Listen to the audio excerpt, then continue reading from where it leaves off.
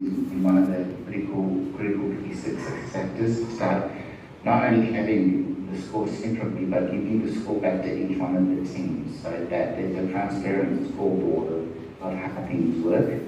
And I'll give you some examples. So there are two things. One is having the scoreboard, and then it's having team members who are trained enough to then run the scoreboard and run that process so it doesn't become person dependent. So I'll give you a couple of examples. So I grew up in Adelaide, but between Melbourne and Darwin. I love test match cricket, and I spent a lot of time at Adelaide Oval in front of this very scoreboard here, which they still have.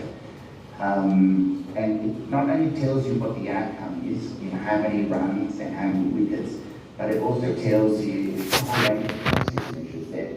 Who are the batsmen, how many balls they faced, what their run rate was, who are the bowlers, how many overs did they bowl, how many wides and no balls, and what's their run rate. So you need to have these scoreboards up and give the information back to the people doing the work.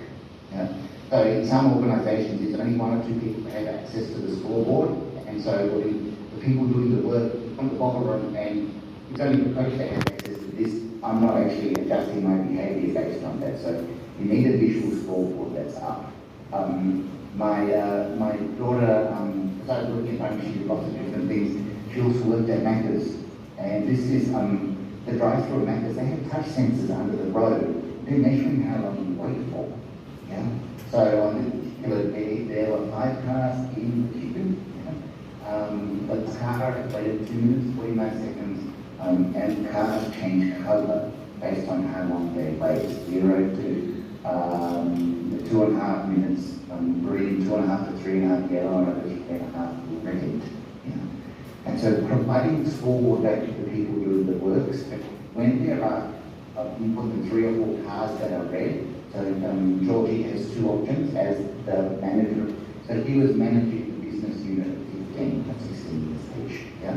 He doesn't need to get executive support for, so the 2 things that they can do when there's ambulance ramping or car ramping, she can do 2 things.